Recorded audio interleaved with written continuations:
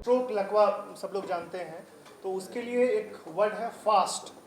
ये कोड सबको जानना है कि फास्ट मतलब क्या है।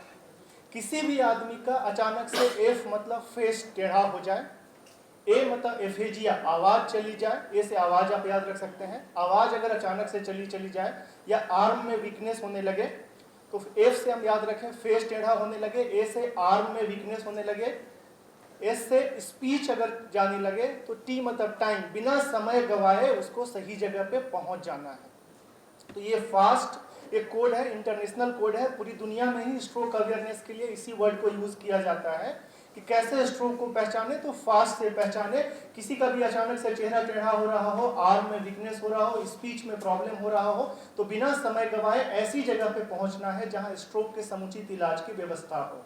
कैसे जानेंगे कि किसी भी जगह पे स्ट्रोक के इलाज की समुचित व्यवस्था है कि नहीं? उसकी दो रिक्वायरमेंट है, वहां पे CT scan round the clock available है या नहीं है, और वहां पे भी कोई भी न्यूरो चिकित्सक उपलब्ध है या नहीं है, जो ये देख के बता पाए कि जो स्ट्रोक हुआ है वो किस कारण से हुआ है। अमूमन स्ट्रोक दो प्रकार के होते हैं, blockage type and leakage type. Leakage type यानी ब्रेन में ब्लड लीक कर गया, जिसको कि ब्रेन हेमरेज कहते हैं, और ब्लॉकेज टाइप यानी खून की नली जो खून लेकर के ब्रेन में जा रही थी, वहां पे कोई थक्का जम गया जिसकी वजह से ब्लड का सप्लाई बाधित हो गया, उसकी वजह से ब्रेन के जिस एरिया में खून नहीं पहुंच पाया वहां का वो एरिया काम नहीं कर पा रहा है, तो ये ब्लॉकेज टाइप है। ये जो हम बात करने वाले हैं ये ब्लॉकेज टाइप की है।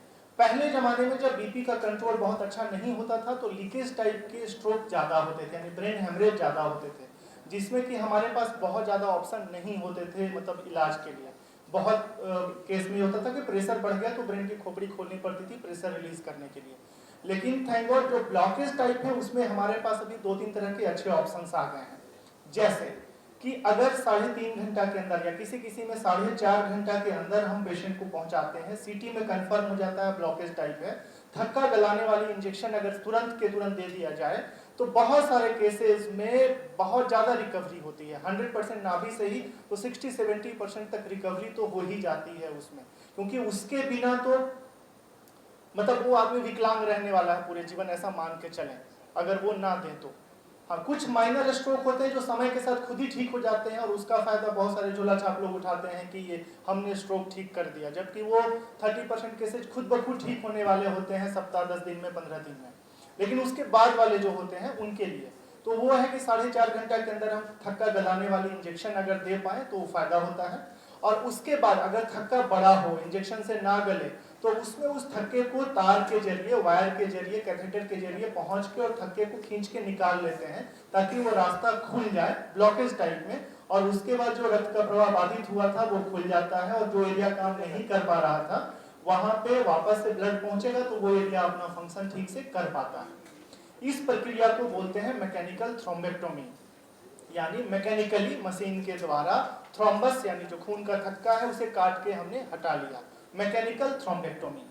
धीरे धीरे अभी ये 4-5 साल ही हुए हैं इस तकनीक के आए हुए, और झारखंड में ये पहली बार हुआ है कि किसी पेशेंट में हमने मैकेनिकल थ्रोम्बेक्टोमी किया है, और उसमें रिजल्ट भी आपके सामने बिफोर आफ्टर वीडियो भी आपको दिखाया जाएगा अगर यहाँ पे होगा तो, कि उसमें कैसे पेशेंट हमारे पास पहले आया और ऑलमोस्ट मतलब ऐसा था ना बोल पा रही है ना समझ पा रही है, बिस्तर पर लेटी हुई है, एक हाथ और पैर बिल्कुल काम नहीं कर रहे हैं, और जस्ट मैकेनिकल थ्रोम्बेक्टोमी के बाद शाम तक आवाज वापस आने लगी और 1 सप्ताह के अंदर खुद अपने पैरों पे बिना किसी बैसाखी के चल के गई है। सबसे जरूरी चीज इसमें यही थी कि समय पे स्ट्रोक सेंटर पे पहुंचना, क्योंकि एक समय जब बीत जाता है तो उसके बाद हम बस दुआ और सेवा कर सकते हैं, उसमें इलाज के नाम पे बहुत ज्यादा उपाय हमारे पास उपलब्ध नहीं है।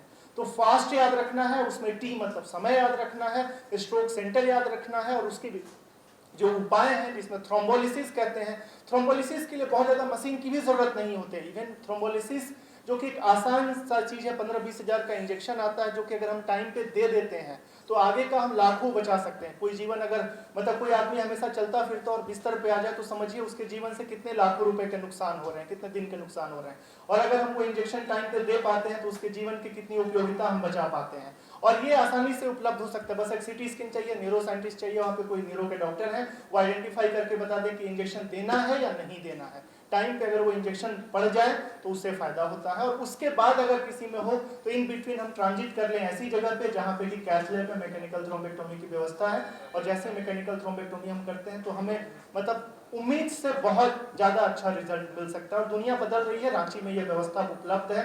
जितने ज़्यादा लोग समझ पाएंगे उतने ज़्यादा लोगों का भरोसा होगा, ज़्यादा से ज़्यादा लोग इसका फ़ायदा उठा पाएंगे। देखिए, क्रिटिकल केयर का रोल इस पर्टिकुलर इवेंट में ऑलमोस्ट नेग्लिजिबल रहा है, क्योंकि पहले ज़माने में जब ये सब फैसिलिटी नहीं थी, जब पेशेंट एक साइड पैरालाइज हो गया, ब्रेन उसका काम नहीं कर रहा है, तब उसके सारे वाइटल्स को हम लोग को कंट्रोल करना पड़ता था विद लाइफ सपोर्ट सिस्टम।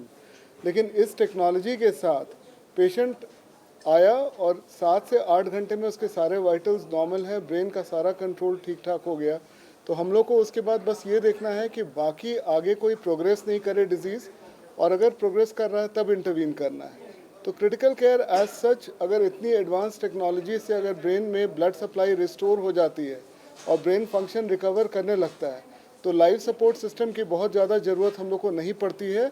और यही सबसे बड़ा एडवांटेज है इस प्रोसीजर का, क्योंकि आपका कॉस्ट बचता है, कोई रेसिडुअल डैमेज नहीं होता है पेशेंट को, और पेशेंट फंक्शनली नॉर्मल हो जाता है, इंडिपेंडेंट हो जाता है।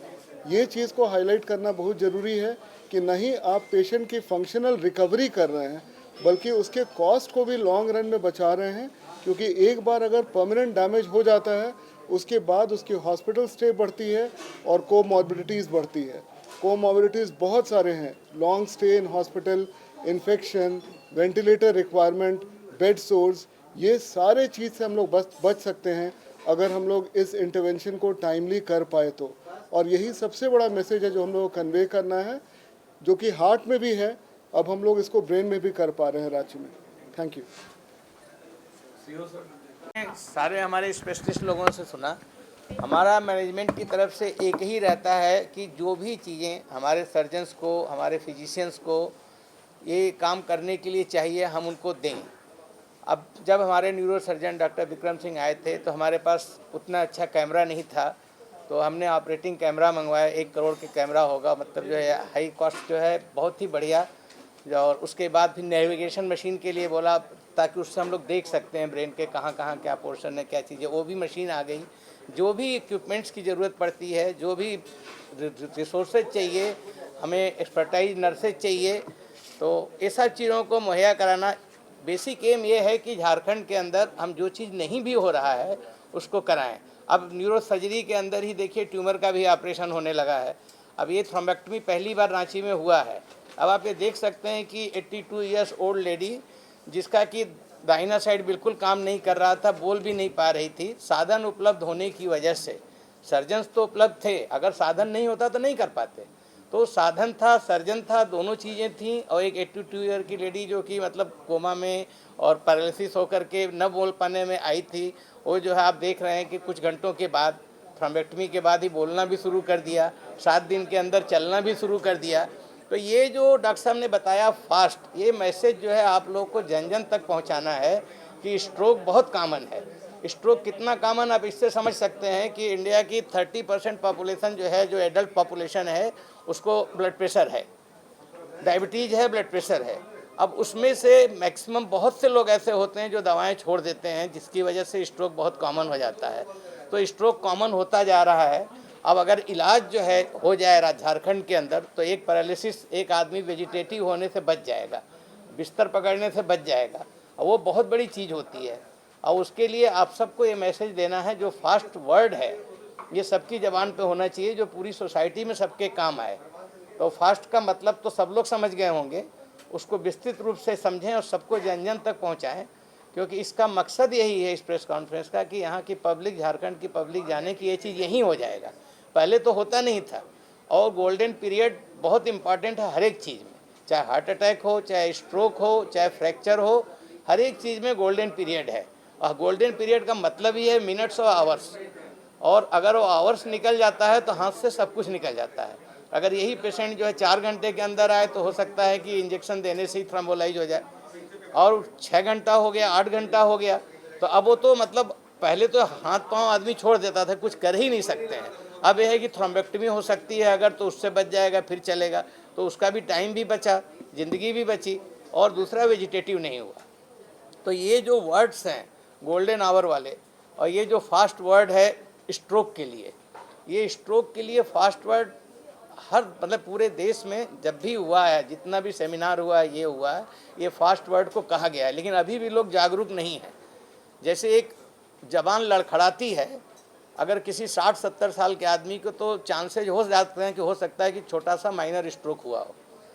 तो शुरुआत हो सकता है इसी से शुरू होती हो, शुरुआत होता है थोड़ा वीकनेस से शुरू होती हो, तो आदमी को कंसल्ट करना चाहिए। न्यूरो फिजिशियन इसीलिए हैं, न्यूरो सर्जन इसीलिए हैं, तो न्यूरो फिजिशियन को दिखाने के लिए तुरंत आना चाहिए। डिले करने से हाथ से चीज़ें निकल जाती हैं। तो हमें उम्मीद है कि सब लोग इस बात को समझे होंगे और इस फास्ट वर्ड को सबको जन जन तक पहुंचाना है।